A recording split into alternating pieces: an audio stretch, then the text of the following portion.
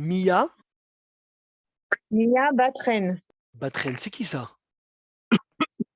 C'est une petite de ma rue qui a 5 ans et qui ont trouvé malade. Shem Yishlach la refoua shelema, refoua shelema de Mais tous les cholés Amecha Israël.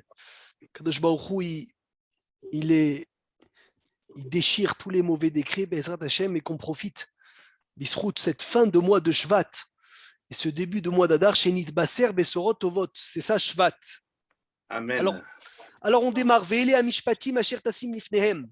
Voici les lois que tu vas placer devant eux. On vient de finir la paracha de Matan Torah, la paracha du don de la Torah, et on démarre directement dans Mishpatim. Alors on a du mal à se dire que Mishpatim, elle est après Yitro. On a du mal. À première vue, on a beaucoup de mal. Pourquoi? Parce que Mishpatim, c'est essentiellement, ça parle que Ben Adam la Havero. Essentiellement que la relation qu'un homme il a avec son prochain. Et dans Yitro, on était comme des anges. Dans Parashat Yitro, on était comme des malachim, on était au Har Sinaï, on a dit Naase Venishma. Le Rav Mimoun, Zecher Tzadik Vekadosh Livracha, il a dit un jour dans une Séouda une chose extraordinaire qu'on a répété plusieurs fois, même l'année dernière, je me rappelle, et encore plus, il faut le dire cette année. La Torah, elle veut te dire que sans Mishpatim, il n'y a pas Yitro. Ça veut dire si tu ne sais pas te comporter avec ton prochain, il n'y a pas d'Aseret Adiberot. Il a dit la Aseret Adiberot, il y a un côté entre moi et Hachem, un côté entre moi et mon ami. Parashat Mishpatim, c'est tout le détail de Ben Adam la Havero.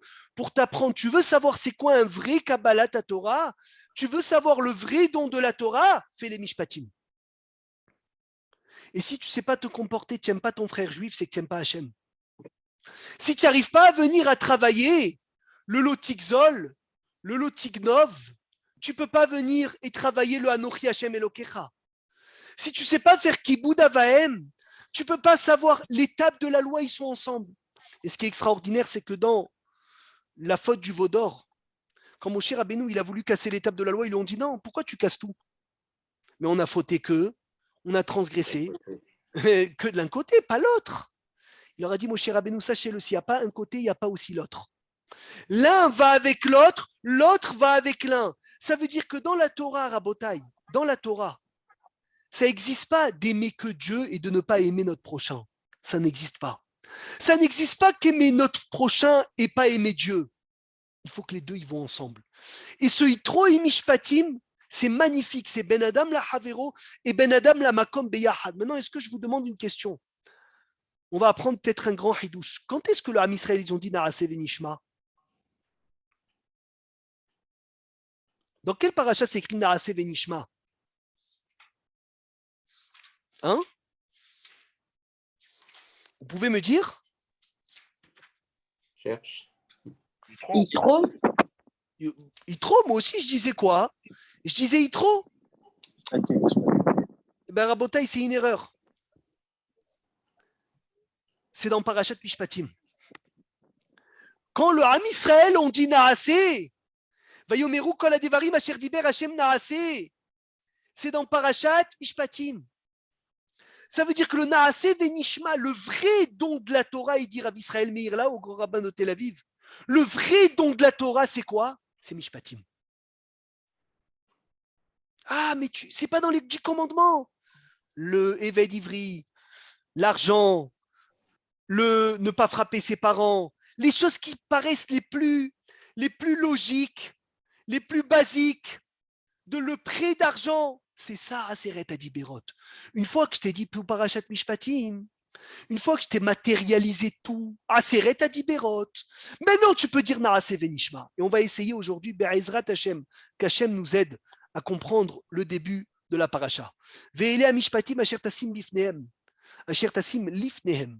D'où on sait que Parashat Mishpatim est entièrement lié au don de la Torah, du Vav, du premier passouk, Ve'ele Mishpatim. Rashi nous dit, si c'est écrit Ele Mishpatim, ça veut dire qu'on vient invalider le début. Si on dit Vav, Ve'ele, si on vient coller aux 10 commandements, Ve'ele amishpatim asher tasim levifnem, ki tikne reved ivri. Alors je vous demande d'écouter parce qu'on va be'ezrat Hashem itbarach aller en profondeur, que Hashem nous donne le srout.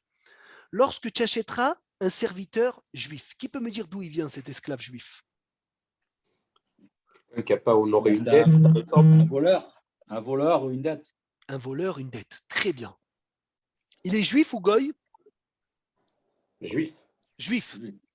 Il a été vendu par le Beddin ou il a été vendu par lui-même?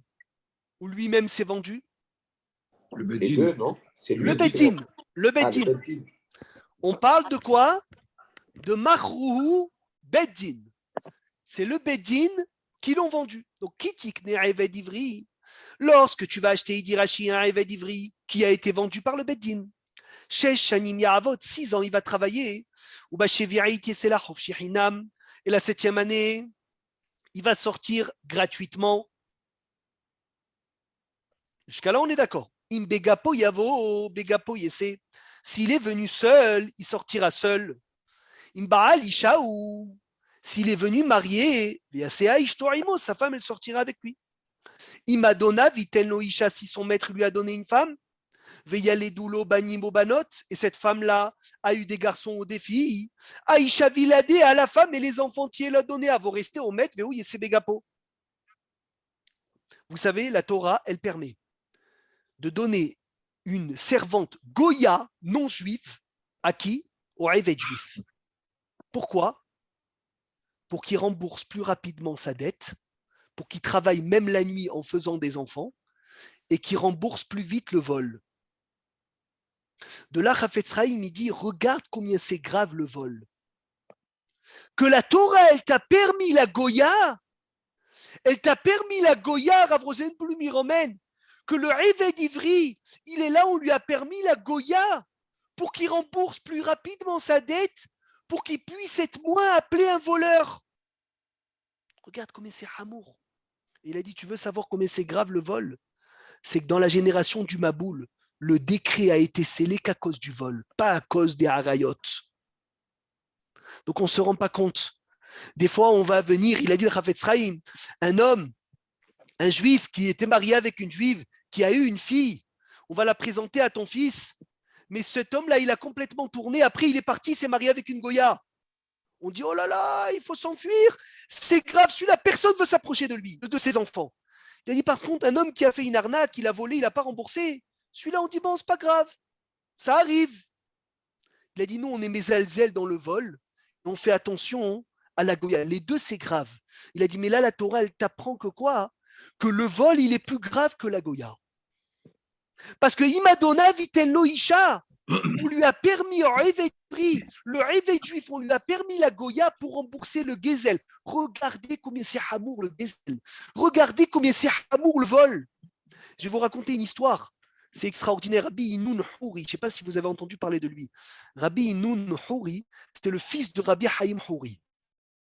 Un Talmid Hacham Atsoum, Tzadik, Kadosh, de Gabès. Son père était Avbedin de Gabès. Ils sont venus habiter à Bnei-Brak. Écoute bien, Patrick. Le rab de Rav Mimoun, chauffeur. Le Rabbi Haïm Houri, son père. Là, moi, je te parle du fils. Zecher Tzadikim Livracha. Hazak, Zecher Tzadikim Livracha, Rabbi Non Houri est enterré à Bnei-Brak. Rabbi Haïm Houri est enterré à Beersheva. À la fin, il étudiait à Kisser Hamim. Il étudiait chez lui à la maison. Et des fois, il avait besoin d'un livre. Donc, il envoyait un élève à la Sifria de Kisser Hamim. À Kisser Hamim, il y a un endroit où il y a plein de livres. Il lui a dit, s'il te plaît, va me prendre un livre. Et l'élève, il allait lui prendre un livre. Et il lui disait à l'élève, il lui dit, dis-moi, la lumière, elle était allumée ou elle était éteinte? Il lui dit, Rabbi, elle était éteinte. Il lui prenait un shekel ou quelques centimes. Il lui dit, mets dans la boîte. Il a dit, pourquoi? Il a dit, je ne suis pas de la yeshiva. Tu as allumé la lumière pour moi. J'ai peur, hasve shalom, d'avoir volé un peu d'électricité. Tiens, mets dans la boîte. Il a dit, regardez la tête des tzadikim, où est-ce qu'elle était. Regardez où est-ce qu'elle était, la tête des tzadikim. Ça veut dire les choses que tout le monde néglige. Les petits vols, des ailes, quelques minutes, quelque chose que tu as dit qu'il ne fallait pas dire. Rabotai, la Gemara, elle dit, c'est Hachel Averot, un tas de fautes, Gezel Kofetz Barosh. le vol, il saute en premier. Et on ne va pas s'élargir sur ça. Mais rien qu'on va dire que le nocé de Eved Ivri, c'est l'otignov. Et le Ramban, il dit, voici le lien entre les 10 commandements. On t'a parlé dans les 10 commandements de ne pas voler. On te donne le détail du vol, comment? Avec le Eved Ivri. Maintenant, voilà le chiour d'aujourd'hui. Be'ezrat Hashem Itbarar, c'est un sujet connu. Quand est-ce qu'on a commencé à pratiquer cette halachot de Eved Ivri?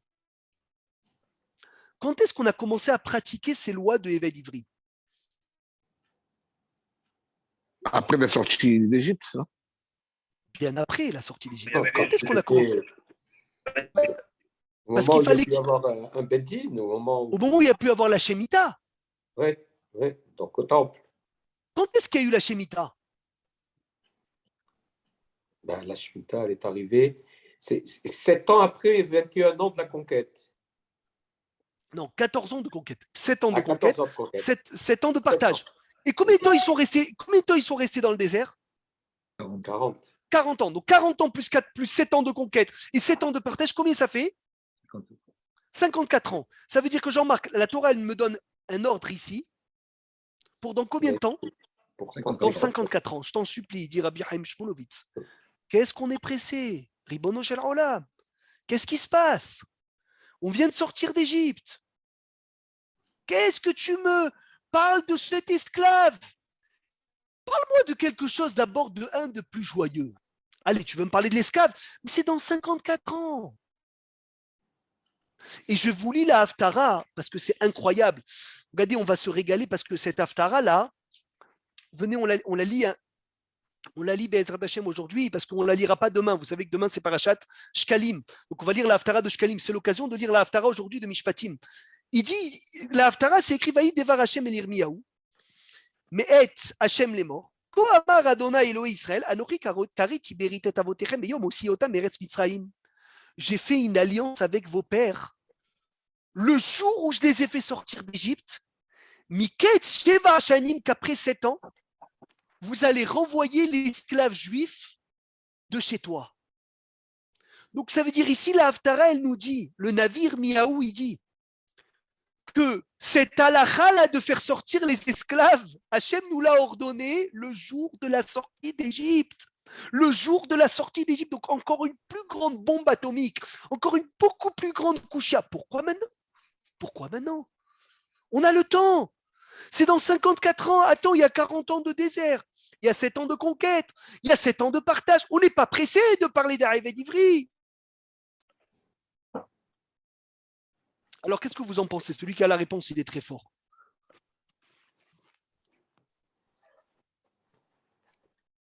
Tu ne peux pas me détailler le Shabbat. Parle-moi du Shabbat. Parle-moi de « Je suis Hachem, ton Dieu ». Parce qu'ils sortaient eux-mêmes d'esclavage. Donc, c'était une notion qui voulait dire quelque chose pour eux. Il a fait. Avant ça, hein, il dit, le Rav, que quand un homme il a des enfants, ils sont tous magnifiques. Et il y en a un, malheureusement, c'est un bandit. Le père, il pense à qui? Il pense qu'au bandit. Et il a dit, Hachem, il a beaucoup d'enfants. Dans Parashat Mishpatim, il s'est occupé de qui? Du bandit. En premier. Ah, mais c'est dans 54 ans, c'est vrai. Mais il me fait trop de soucis, Hachem, il dit. C'est l'enfant que quoi? Que Akadosh Baruch Hu, il pense constamment à lui, c'est le bandit. C'est Hatsoum. Ça, déjà, c'est le pshat. On peut aller encore un peu plus. Et comme il dit le rabbin Fall, magnifique, Baruch Haba, il dit une chose de merveilleuse et je vous lis les mots. Il dit Rabbi Chaim Shmulevitz, tu peux apprendre à quelqu'un quelque chose que lorsqu'il a vécu cette chose. C'est magnifique.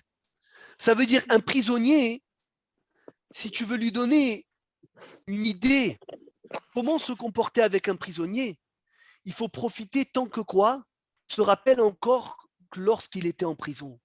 Hachem, il dit, si je vais attendre les 54 ans, si je vais attendre des 54 ans, il va oublier la prison, il va oublier l'esclavage, il va plus se rappeler. Donc quand je vais lui dire, rappelle-toi, occupe-toi de l'esclave, donne-lui à manger, donne-lui à boire, fais attention, parce que toi-même, le premier, tu étais un esclave. Il ne pourra pas le comprendre, il va l'oublier. Mais là, il est encore esclave dans sa tête. Il vient de sortir d'Égypte. Alors Hachem dit, tu vois, tu viens de sortir d'Égypte, fais attention. Ce que tu étais toi, tu verras que tu vas avoir un esclave aussi chez toi à la maison, comme toi, ce que tu étais à l'époque. Comme ce que tu étais toi, tu vas le voir.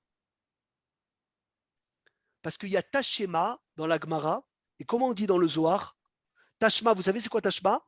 Viens, écoute. Et comment c'est écrit dans le Zohar? Vous savez comment le Zohar il dit? Il dit viens, mais il dit pas écoute. Qu'est-ce qu'il dit? Viens, regarde, Tachazé. C'est trop beau. Quelle merveille. Il a dit, si je vais prendre un homme qui est sorti à 54 ans d'esclavage, et je vais lui dire, écoute, machin, c'est ta schéma, écoute. Là, hier, il était esclave. Aujourd'hui, je lui dis, Tachazé, regarde ton esclavage et fais attention à l'esclave qui va arriver chez toi de t'occuper de lui. Est-ce que jusqu'à là, vous avez bien compris? Est-ce que c'est clair? Et il a dit le Mefarshim, il dit un enfant, tu veux lui expliquer, il faut toujours lui mettre une image. Quand on a une image, on comprend beaucoup mieux. Et quand on a vécu la chose, on comprend beaucoup mieux. C'est très connu l'histoire d'un homme qui a demandé la tzedaka pour une famille qui n'avait pas de chauffage en Russie.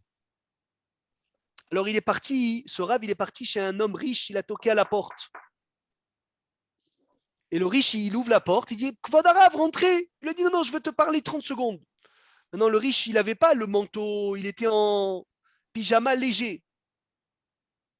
Il a dit, qu'est-ce que tu veux me dire? Je commence à avoir froid. Il a dit, j'ai un hidouche sur la paracha. 30 secondes. Maintenant, tu sais, les rabbins, quand ils commencent à parler, souvent, ils s'oublient. Alors, il commence à lui dire un hidouche. Il dit, ah, ce hidouche, il fait penser à un autre hidouche. 5 minutes, 10 minutes. Le hachir, il commence à grelotter. Il lui dit, j'en peux plus. Il dit, non, je finis. Attends, je finis. Encore un petit hidouche et ça y est, je pars. À la fin, il lui dit, je t'en supplie. J'ai besoin d'argent pour nourrir une famille qui n'a pas de chauffage, qui n'a pas de cheminée. Il faut leur donner un moyen de chauffer la maison. Il a dit, mais tu m'aurais dit depuis le début, je te donne de l'argent. Il a dit, non, je ne voulais pas te le dire au début parce que je voulais que tu sentes le froid que cette famille sente. Je ne veux pas venir te dire, ils ont besoin de chauffage. Je veux d'abord que tu sens c'est quoi le froid. Une fois que tu as senti, c'est là où tu peux venir aider. Rabotaï, c'est magnifique. On était tous des esclaves. On parle de l'esclave. C'est maintenant. Comment on dit? Il faut battre le fer. Comment il dit le pitgam? Il faut battre le fer. J'entends pas. Voilà, tant qu'il est chaud. C'est ça le ridouche. On vient de sortir d'Égypte. On a encore ça dans la tête. Et c'est magnifique parce que souvent, dans les écoles où ils s'occupent d'enfants à problème, eh bien, vous savez, le directeur, c'est quelqu'un que lui-même, il avait ses problèmes. Et dans des écoles où ils s'occupent des fois des enfants qui sont tombés dans des très graves fautes, eh bien, c'est des enseignants que eux-mêmes, ils étaient dedans. Parce que des fois, il faut passer dans la chose pour savoir c'est quoi. Il a fait mieux. Jusqu'à là, Rabotaï, c'est le pshat. Maintenant, on va rentrer un peu dans la profondeur. Et c'est un régal d'émettre que le miel à côté, il est amer. C'est extraordinaire. Il dit Rabbeinu Behaye et le Kliyatar. Vous êtes prêts ou pas, j'espère? Suivez bien parce que c'est trop beau. On a dit qu'on appelle Eved Ivri. C'est quoi Eved Ivri? C'est un Eved juif qui a été vendu, Jean-Marc, tu m'as dit, qui a été vendu par le Bedin. Par le Betin. Vous savez que ce mot Ivri, à partir du don de la Torah, on ne le retrouve jamais. Juste don de la Torah, on l'a trouvé un peu ce mot Ivri, juif. Mais à partir du don de la Torah, comment on appelle un juif? Israël. Israël. La seule fois, ouvrez grand vos oreilles, mes chers amis, la seule fois qu'après le don de la Torah, on appelle quelqu'un Ivri, c'est quand? C'est le Eved Ivri. C'est l'esclave juif. Et même quel esclave juif on l'appelle Eved Ivri? Quel esclave juif? L'esclave vendu par le Beddin. Parce que celui qui se vend lui-même, on ne l'appelle pas Eved Ivri. Ça ne vous fait pas penser à quelque chose? C'est qui le bonhomme qu'on a appelé Ivri? Moshe. Non. Non? Abraham. À part Abraham. Yosef. Yosef. Elle a dit la femme de Potiphar, Ba Elai, Ish Ivri. C'est qui était Eved? Yosef. C'est qui a été vendu par un Beddin? Yosef, par ses frères. Alors, est-ce que vous êtes prêts maintenant à démarrer?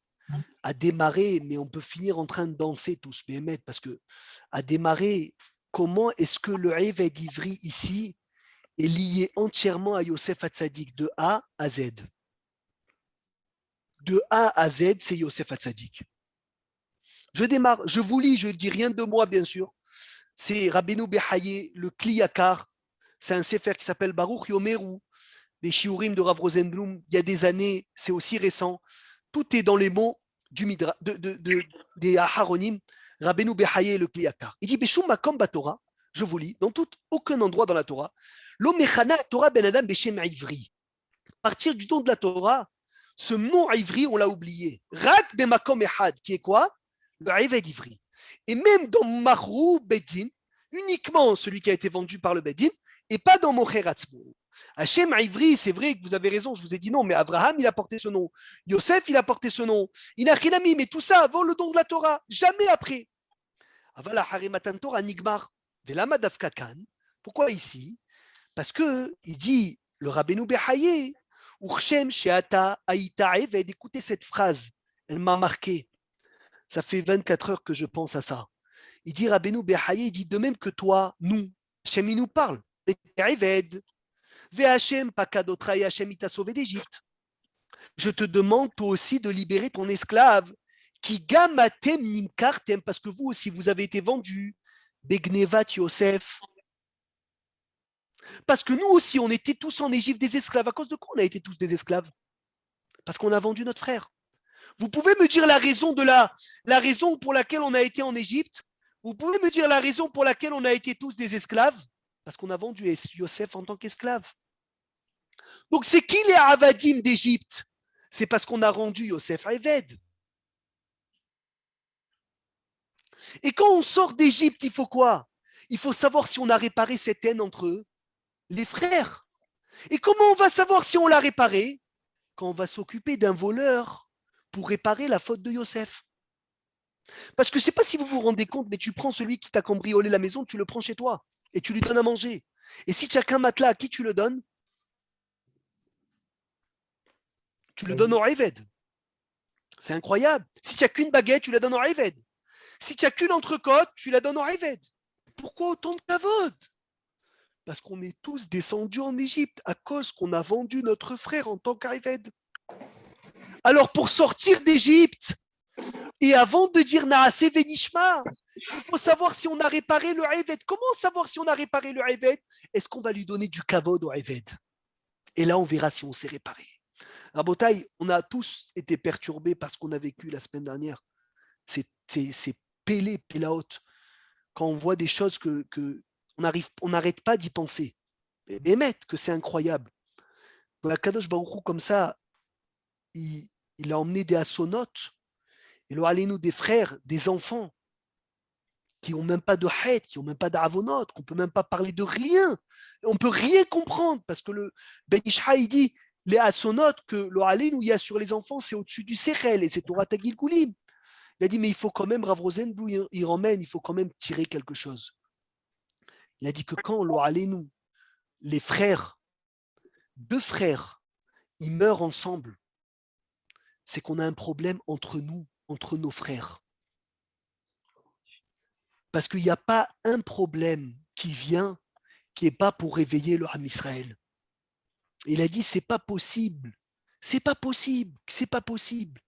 La Gemara, elle dit, al shene ahim, shenishpar damam ke'ehad, c'est qu'on est bemeriva, on est en dispute.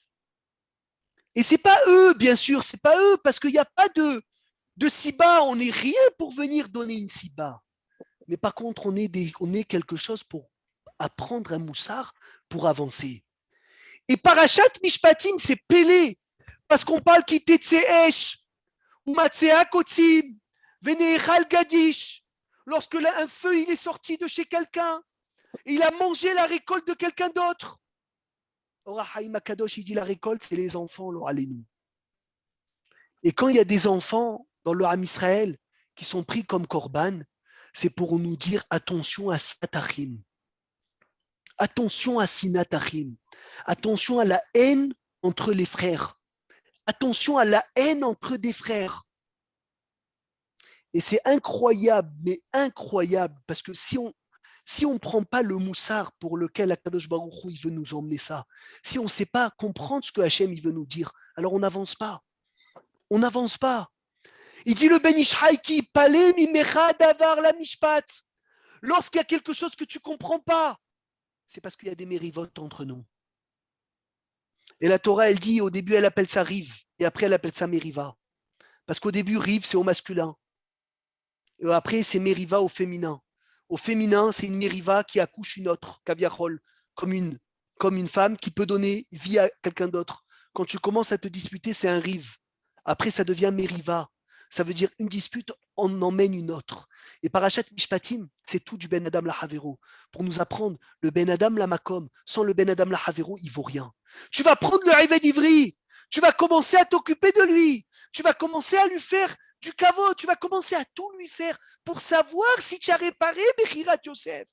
Pour savoir est-ce que tu as réparé le Rived Ivri que tu as vendu, qui est Yosef Hatzadik, que tu l'as mis dans le bord, là tu vas le mettre dans un matelas. Tu lui as pas donné à manger à ton frère, maintenant tu vas lui donner la baguette, parce que tout ce qu'on doit faire au Eved Ivri est directement lié à quoi? À Mechirat Yosef. Est-ce qu'on peut avancer? C'est quoi les deux fautes que malheureusement jusqu'à aujourd'hui ne sont pas entièrement pardonnées? Cheta Egel. Et quoi? Cheta Egel et Adam Rishon, non? Mechirat Yosef. C'est les deux fautes pour lesquelles on galère. Rabotaï, c'est les deux fautes où c'est écrit Zé. Écoutez bien, Rabotaï, c'est incroyable. C'est écrit Zé. Alors, je vais essayer de me rappeler, Be'ezrat Hashem. Dans Heta Egel, c'est écrit. Comment c'est écrit Zé dans Heta Egel? J'ai oublié comment c'est écrit Zé. Et. Zé, où c'est écrit Zé dans Heta Egel? J'ai oublié, Mehila. Zé. En tout cas, quand on a pointé le Heta Egel, je crois qu'on a dit Zé. Si ma mémoire est bonne. Dans la faute de Yosef, ils ont dit Zé. Ineba la halomot à la Zéba. Voici le rêveur qui arrive. Mechirat Yosef s'appelle Zé. Heta Egel s'appelle Zé. Chaque problème qu'on a, Rabotaï, c'est ou Mechirat Yosef ou Heta Egel. Vous savez d'où je le sais? Quand il y a un problème, dans 3 semaines, même pas 3 semaines, 2 semaines maintenant, on va lire Megillat Esther. Quand il y a le décret sur les Juifs, qu'est-ce qu'elle dit Esther? Va rassembler tous les Juifs, l'air kenos et kol haYehudi masher beshushan. Vetsumu alay ve'al tochlu ve'al tishtu sheloshet yamim laila vayom. Et après, elle dit la da'at mazé ve'al mazé, pour savoir si ce décret-là qu'on est en train de souffrir à Shushan, il est du zé de Heta Egel ou du zé de la faute de Yosef. Parce qu'il n'y a pas le choix. S'il y a un problème, c'est ou l'un ou l'autre. C'est pour cela qu'on prie à Kippour. Ki ata solhan le Israël ou mohalan le shifte yeshurun. Salhan le Israël, c'est quoi? C'est Hachem, il pardonne. Salhan le Israël, il pardonne Heta Egel. Mohalan le shifte yeshurun, il pardonne au Shvatim. Donc on est là pour ça. Je vais avancer un peu parce que je voulais lire ce passouk extraordinaire sur lequel il faut s'attarder chaque année que tu lis. Parashat Mishpatim, im kesef talve et ami. Si tu vas prêter de l'argent à mon peuple, et ani imar, je suis péré kavbet, passouk kavdalet. Je vous demande une question. Est-ce que de prêter de l'argent est une mitzvah de la Torah ou pas? Oui. Oui. C'est une obligation de la Torah de prêter? Oui, on doit prêter. Si on peut prêter, on doit. Oui. Ah, Kizé Moshe Aïcha. Shrecha Binyamin, merci beaucoup. Binyamin Fitouchi Ayakar, il m'a envoyé Zé Moshe Aïch. Tu as raison. Asher, Zé Moshe Aïch, le Yadarnou Meayalo. C'est pas ce qu'il a eu. Zé Moshe Aïch. Ashrecha, merci beaucoup. La Da'at Mazé ve Almazé. Qu'est-ce que vous disiez, Mechila, je vous ai coupé. Si on a de l'argent, et si quoi? On doit prêter. On doit prêter. Quelqu'un demande. Donc c'est une mitzvah assez de la Torah de prêter. On est d'accord? Où c'est écrit cette mitzvah positive de la Torah?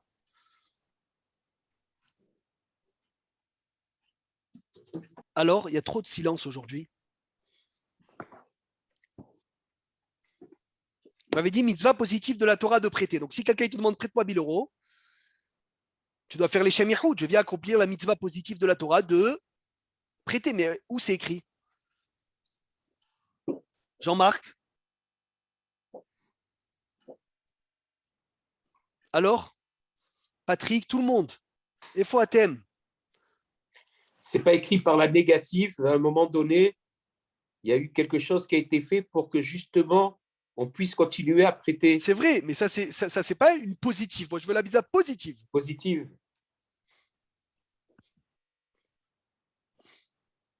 Dans notre paracha, Im Kesef Talve et Ami. Ah, il y a écrit Im. C'est quoi Im? Si. Rabbi Ishmael il dit tous les hymnes de la Torah sont facultatifs, sauf 3 hymnes. Et ça, c'est un des 3 hymnes qui sont obligatoires. C'est la Torah Im Kesef Talve et Ami. Si tu vas prêter de l'argent à mon peuple, et t'es Ani, le pauvre Imach avec toi, l'otielo Kenoshe, ne le fais pas souffrir s'il n'a pas de quoi te rembourser. L'otesimoun alav Necher, ne mets pas sur lui des intérêts. Alors on va étudier ce pasouk, comme je l'ai entendu de Rav Israël Mirlao, Hashem Ishmeru Vehayeu, et il y a 3 explications extraordinaires. Im Kesef Talve et Ami. Donc déjà, on apprend que c'est une obligation de prêter. Qui peut me dire le mot Kesef, de quel mot il vient? D'où ça vient Kesef? Ça, il faut faire l'ulpan pour savoir d'où il vient le mot Kesef. C'est quoi sa racine?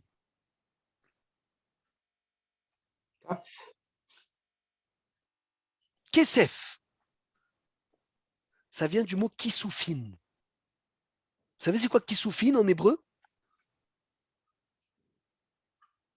Des languissements. Un homme, il se languit d'argent. Et quand il a de l'argent, Oef Kesef Nahon. Tu as raison. In Kesef Talve et Ami Oef Kesef Loisba Kesef. Celui qui aime l'argent ne se rassasiera jamais d'argent. D'où on sait, parce que l'argent c'est aussi mammon. Comment on écrit mammon? Mem, vav, nun. Pour écrire un mem, c'est quoi? Il faut 2 mem. Un autre mem, 2 mem. Vav, 2 vav. Nun, 2 nun. Pour nous apprendre que quand tu veux de l'argent, tu en voudras toujours. Comme ça, le Rav Béros, un jour à Marseille, il m'a dit, il y a au moins 10 ans de cela, Oev Kesef, il dit, Shlomo Ameler, celui qui aime l'argent, Loïsba Kesef, il se rassasiera jamais. Il te dit, quand je vais arriver à une maison, je vais m'arrêter. C'est faux. Sache-le, à une, il voudra 2. À 2 maisons, il va dire, à 2, c'est fini. 2, je paye, je finis le crédit. Nigmar Asipour, il va finir le crédit, il va attaquer un 3e. Car c'est comme ça la nature de l'homme. Oev Kesef, Loïsba Kesef, rappelez-vous bien, c'est Shlomo Ameler qui l'a dit dans Mishneh. Donc, Im Kesef Talve et Ami, quel halakha j'apprends de là? Un goy et un juif qui viennent te demander un prêt. Qui tu dois devancer en premier? Le juif. De qui on apprend? De quoi on apprend? De Et Ami. Après, Et Ani, qu'est-ce qu'on apprend? Un riche et un pauvre, ils viennent te demander un prêt. À qui tu dois prêter en premier? Au pauvre. Et qu'est-ce qu'on apprend du mot Aymar? Regardez Rabotaï, comment c'est beau. D'abord quelqu'un de sa famille. Barour. Première explication. Tu devances en premier Aymar, quelqu'un qui est le plus proche de quoi? De toi. Deuxième explication, Aymar, il faut faire comme si c'est toi le pauvre. Que c'est toi qui as besoin de lui. Il faut lui donner ce sentiment. Troisième explication, Aymar, d'abord quelqu'un de ta ville qui est le plus proche de toi. Quatrième explication, Aymar, c'est ce que tu vas garder avec toi, ce maassé-là de lui avoir donné de l'argent. C'est ce qui va être avec toi, mamash. Parce que l'argent, elle ne va pas t'accompagner dans le ciel à 120 ans. Cette mitzvah, elle va t'accompagner. Cinquième explication, et c'est la plus belle. Je crois, si tu dois prêter de l'argent ou donner de l'argent, et t'es Ani, tu dois aller voir le pauvre Aïmar, que ça soit que entre toi et lui. C'est tout, personne d'autre. Et ça, je l'ai appris aujourd'hui. Ça veut dire que de donner en cachette, Aïmar, essaye de le faire entre nous. On n'a pas besoin que la synagogue elle soit au courant que tu as donné aux pauvres. On n'a pas besoin que ce soit devant tout le monde. On n'a pas besoin du Founianas. L'Otsarir était Ani Aïmar. Essaye de faire en sorte de prêter en discrétion. Essaye de faire en sorte que ni lui sait c'est qui, ni toi tu sais c'est qui. Et c'est ça le Aïmar. Aïmar, ça veut dire essaye que ça soit le plus Aïmar possible, le plus fermé possible. Et Terani Aïmar.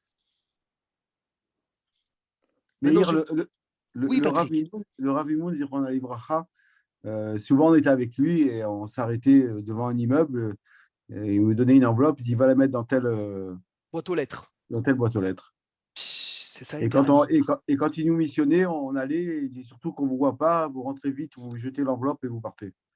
Il a fait méode, c'est le pasouk, c'est de la Torah. De la Torah que ni toi tu sais c'est qui, ni lui sait de qui ça vient. C'est ça le chidouche. Des deux côtés, ça doit être comme ça. Maintenant, je vous demande la question. Et si j'ai fait la mitzvah en public, c'est quoi la différence? Donnez-moi tachlès la différence entre tzedaka en public et tzedaka en cachette. De gava. Alors déjà, la Gemara, elle dit, si le pauvre, il a vu, il a eu honte, c'est plus une avera qu'une mitzvah. Déjà. Donc ça veut dire, retenez bien, numéro 1, j'ai donné de la tzedaka l'oralenu en public devant tout le monde et j'ai fait honte aux pauvres. Masechet Ragi Gadafé. La Gemara, elle dit, Hachem, il juge sur cette mitzvah, il donne Geinam sur cette mitzvah. Je ne sais même pas si on. Même pas le Sachar, à Botaï, c'est une Avera. C'est pas shoot, hein, ça nous paraît évident, Rabotaï, c'est vrai. Mais des fois, l'oralé, nous, naturellement, on peut le faire, de donner quelqu'un devant tout le monde et de faire honte à quelqu'un devant tout le monde. Ça s'appelle Boucha Barabim. C'est une Avera plus qu'une mitzvah. Donc déjà, ce cas, je le mets de côté. Mais des fois, le pauvre, il vient te demander. Donc, il n'a pas honte. Donc, ça change quoi de venir, de lui donner devant tout le monde ou de lui donner tête à tête? Le salaire, quelqu'un il m'a dit le salaire, qu'on la cavode. Mais quel salaire? Qui peut me dire la différence entre le salaire de cachette et le salaire de public? Alors, je vous laisse parler. Je n'ai pas compris la question, Michila. Il n'y a pas de merci, mais c'est quoi le salaire? Ça veut dire, c'est quoi la différence entre un salaire, Aaron, un sachar que tu as donné la tzedaka en public, ou un sachar que tu as donné de la tzedaka en cachette? Je veux que tu me dises ça, c'est ça, et ça, c'est ça. Que je sache.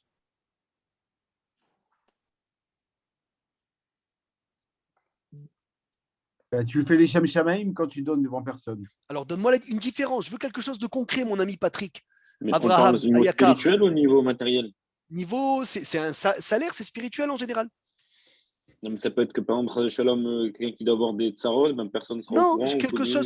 Quelque chose de concret, s'il te plaît. David Ameller, il nous l'a dit. C'est lui qui nous l'a appris.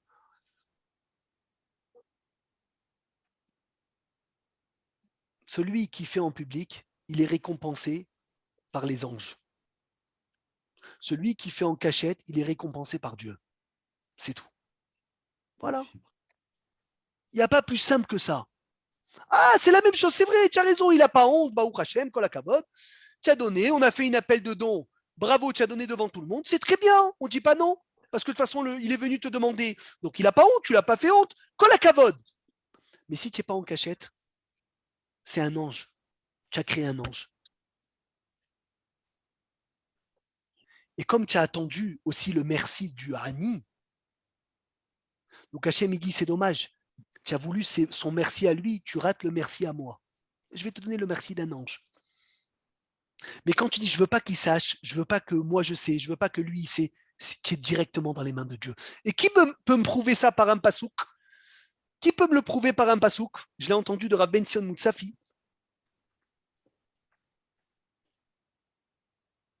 Yoshev, Beseter, Ailion. C'est quoi Yoshev? Tu es assis. Beseter, c'est quoi Seter? Dans la cachette. Betzel, Shaddai, Iklonan. Tu es dans l'ombre de Dieu. Tu n'es pas dans l'ombre d'un malach. Il y a une histoire extraordinaire que Rav Biderman il a racontée, je l'ai écoutée, c'est énorme, énorme le message que c'est. Il y a un enfant, Arani, le pauvre, sa mère, elle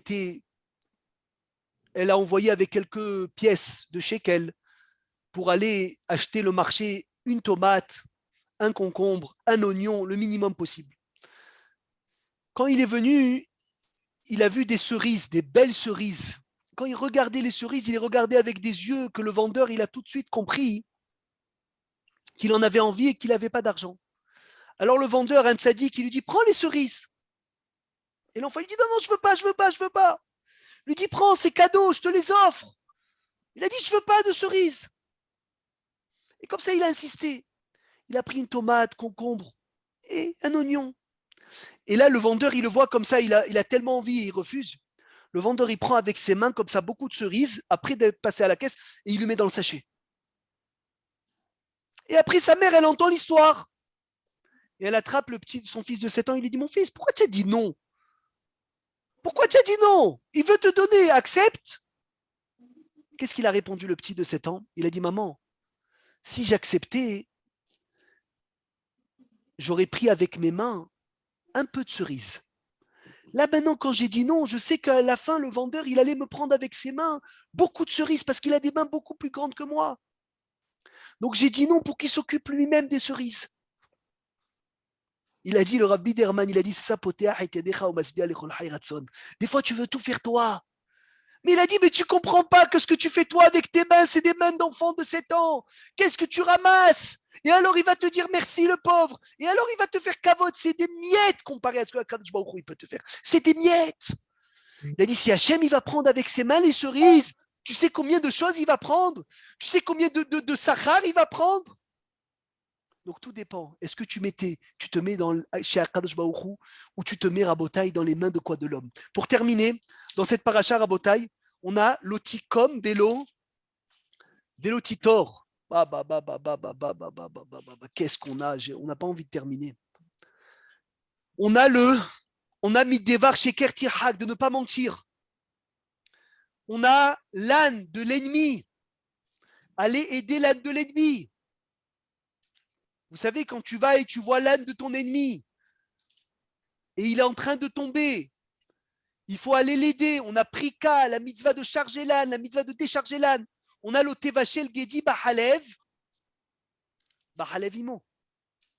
De ne pas cuire du lait et de la viande. C'est incroyable, incroyable, Rabotai. Ce qu'on a, on a les 3 fêtes, Shalosh Regalim, Tahogli Bashana. On a la mitzvah d'aller après la majorité, Ahare Rabim Leatot. C'est magnifique. On a la mitzvah de jeter au chien la shrita qu'on a ratée. Il fallait la donner au chien pour le remercier de quoi? De ce qu'il n'a pas aboyé à la sortie d'Égypte. Et on a ça, ce que je veux vous lire parce que c'est trop important. On dit Veger l'otone velotil hatsen. On fait très attention de ne pas faire du mal aux convertis. Et fais très attention que si tu prends un converti et tu le rappelles qu'il était goy, tu fais un issour deoraita rabotai. Vous savez que quand on prend un Baal Tchouva et on rappelle à un Baal Tchouva, c'est Averot qu'il a fait quand il n'était pas religieux, c'est un interdit de la Torah. Quand quelqu'un commence à se rapprocher de la Torah, on lui dit « Ah, qu'est-ce que tu fais le mytho? Mais regarde où tu étais la semaine dernière. » C'est un Issour de Horaïta, on a hâte Devarim. Quand on prend un converti, on lui dit « Mais celui-là à l'époque, il était goy. » Fais très attention, Kigerim et Item Bemitzraim, parce que vous aussi, vous étiez tous des convertis en Égypte. Kol almana veyatom lo te'anoun. Une veuve et un orphelin, ne les fais pas souffrir. Ima'ane te'ane otam, si tu les fais souffrir. Ki imtsao ki tsaak elai, s'il va crier vers moi. Shamo ha'eshma tsaakato, je vais écouter son cri. Vehara api, c'est rare de voir une chose pareille. Regardez ce que Dieu dit. Je vais m'énerver. Veharakti etrem, ça veut dire il va tuer ceux qui se moquent, ceux qui font souffrir la veuve et l'orphelin. Beharev, avec une épée. Ve'ayun eshechem, il dit, et leurs femmes, à ceux qui font souffrir les orphelins, ils seront almanot, orphelines, veuves, ou benechem et les enfants, yetomim, c'est pélé. Regardez, Rabotaï, le kavod qu'on doit avoir avec un orphelin. Regardez le kavod qu'il faut avoir avec la veuve. La Torah ici, c'est pas dans un livre une explication de la Torah qu'on te dit le onesh, la punition. C'est la Torah qui dit mot à mot. Donc, comme vous avez compris, c'est que du Ben Adam la Havero. Yiratson Bezrat Hashem Rabotai, qu'on soit zoché de travailler ce Ben Adam la Havero, de se travailler à soi-même. Et la Gemara, elle dit, quand on vient, on voit l'âne de notre ennemi. On voit l'ennemi qui est en train de tomber. Et on bat son Yetzer Hara pour dire je vais aller l'aider. Ben, c'est plus grand qu'une mitzvah de la Torah. Parce que de travailler ses midot, c'est plus grand qu'une mitzvah de la Torah. Donc si on a compris le message de Mishpatim, Be'ezrat Hashem Yitbarach, on emmènera le Mashiach dans le Rahamim avec le miel, avec Amen. les Surot Tovot. Amen. Et Ksheniske Kulam Be'ezrat Hashem, un bon mois d'Adar. Amen. Shabbat Shalom Borach.